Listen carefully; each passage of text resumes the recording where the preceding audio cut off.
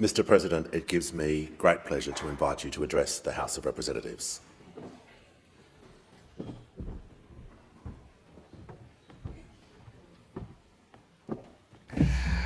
The Honourable Prime Minister Anthony Albanese, the Honourable President of the Senate, President Sue Lyons, the Honourable Speaker Milton Dick, and the Honourable Leader of the Opposition, Mr. Peter Dutton. Honourable Senators, Members of Parliament, allow me to also greet the 48 Honourable Members of the Philippines-Australia Parliamentary Group that are present with us here today. Ladies and gentlemen, good morning.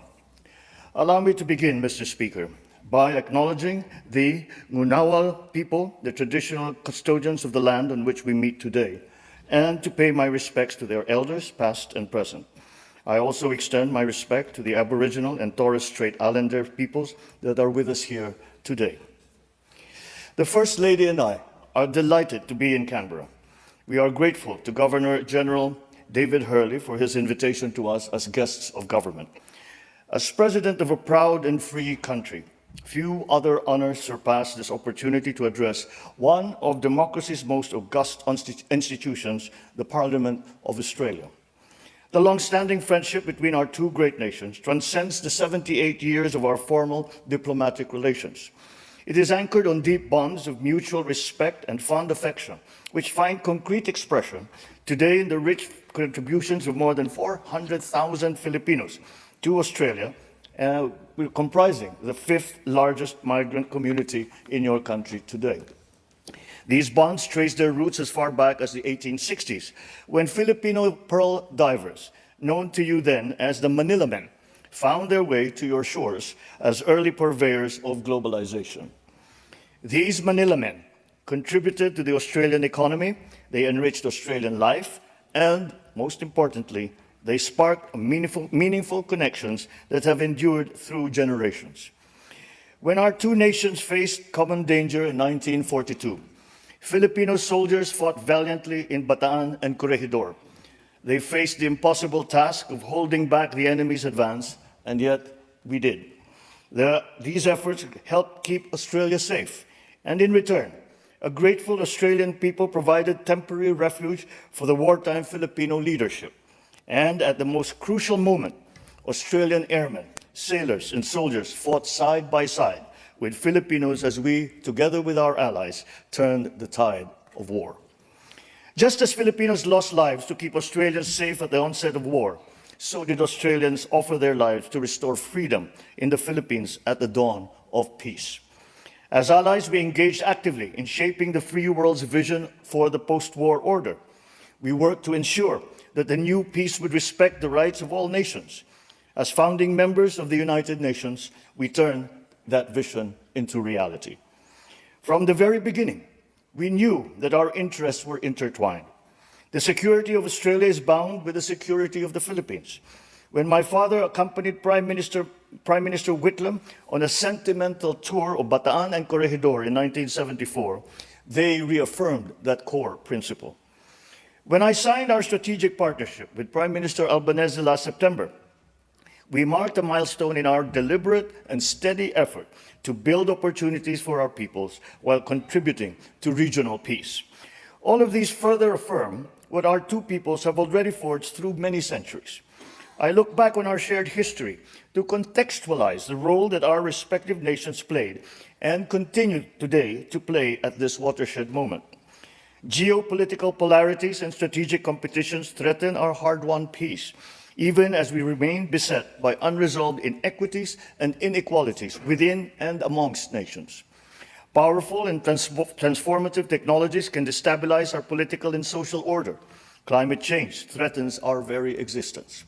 These tectonic shifts are acutely felt in the Indo-Pacific.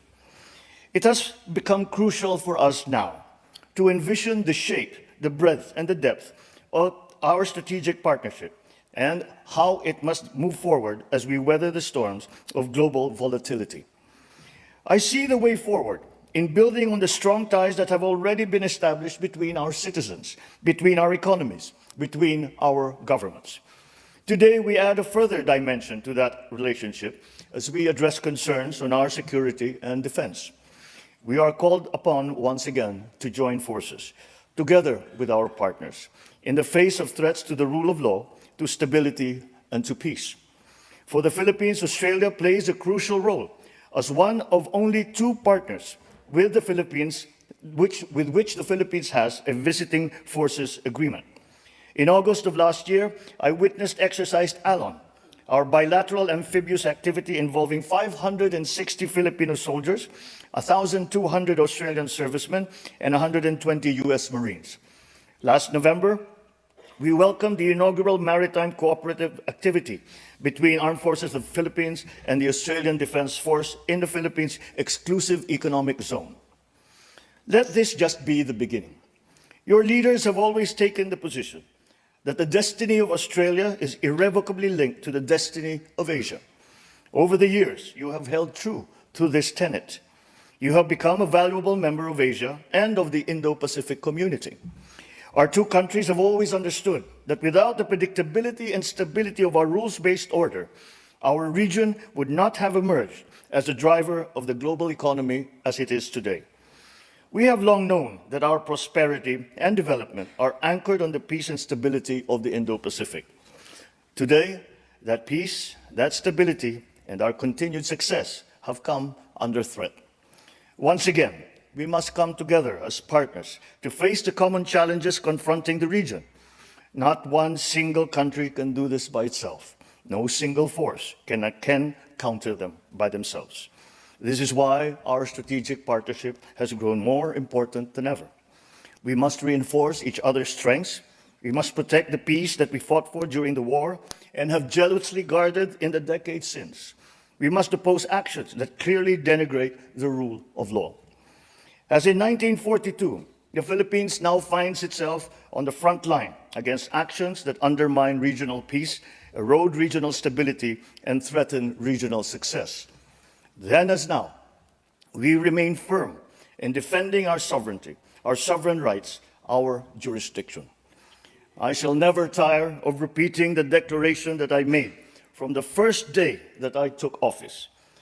I will not allow any attempt by any foreign power to take even 1 square inch of our sovereign territory. The challenges that we face may be formidable, but equally formidable is our resolve. We will not yield. Then as now, the security and continued prosperity of the region of countries like Australia relies upon that effort. Just as we fought to build our rules-based international order, so are we now fighting to protect it. The protection of the South China Sea as a vital, critical global artery is crucial to the preservation of regional peace and, I dare say, of global peace. We have an abiding interest in keeping our seas free and open and in ensuring unimpeded passage and freedom of navigation. We must uphold, preserve, and defend the unified and universal character of the United Nations Convention on the Law of the Sea as the constitution of the oceans. We draw strength from the consistent and unequivocal support of Australia and the international community for the lawful exercise of our rights, which have been settled under international law. And so, on behalf of the Filipino people, I thank you, Australia, for standing with the Republic of the Philippines. Ladies and gentlemen, we demonstrate the depth and breadth of our security cooperation through regular exchanges between our armed forces and our coast guards, including in the areas of maritime security, counterterrorism, humanitarian assistance, and disaster relief. We collaborate to strengthen and seek new business links, to bolster our economic security, and to develop responses to economic coercion. We work together to promote and enhance the flow of environmentally sustainable investment and to explore cooperation on mineral resources development and climate and energy transition, amongst others. Indeed, we have made good progress since we signed our strategic partnership last year.